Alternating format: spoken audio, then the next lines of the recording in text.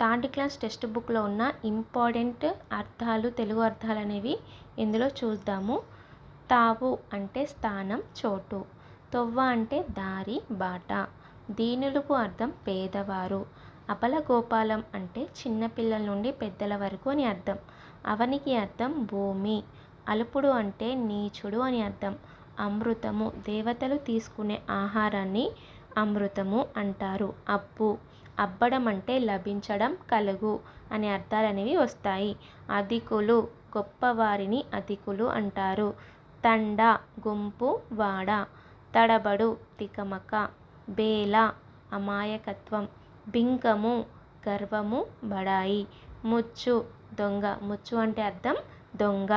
వధ వధ అంటే చంపు, చంపడం.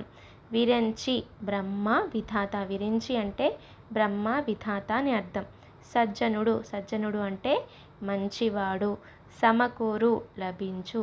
వేతలు అంటే అర్థం బాధలు. మేలిమి స్వచ్ఛమైన. మేలిమి అంటే అర్థం స్వచ్ఛమైన. పోకడలు విధానాలు.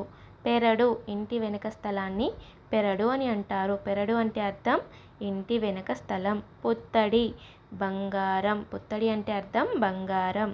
ప్రావీణ్యత. ప్రావీణ్యత అంటే నేర్పు, నిపుణత. పసందు ఇష్టం.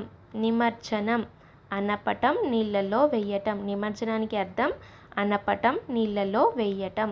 పరగణాలు. పరగణాలకు అర్థం భూమిలో కొంత భాగాన్ని పరగణాలు అంటారు.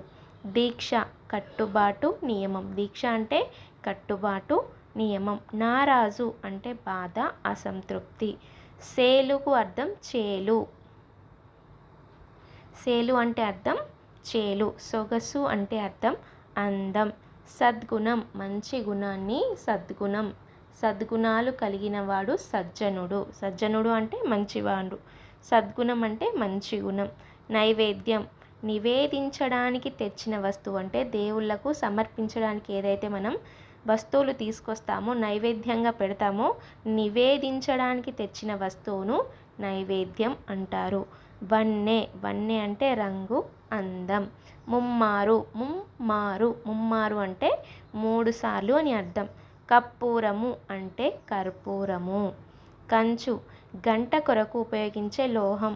గంట కొరకు ఉపయోగించే శబ్దం రావడానికి గంట కొరకు ఉపయోగించే వస్తువును కంచు, లోహాన్ని కంచు అంటారు. ఊసులు అంటే మాటలు. కొన. కొన అంటే అర్థం అడవి. ఎన్నుట అంటే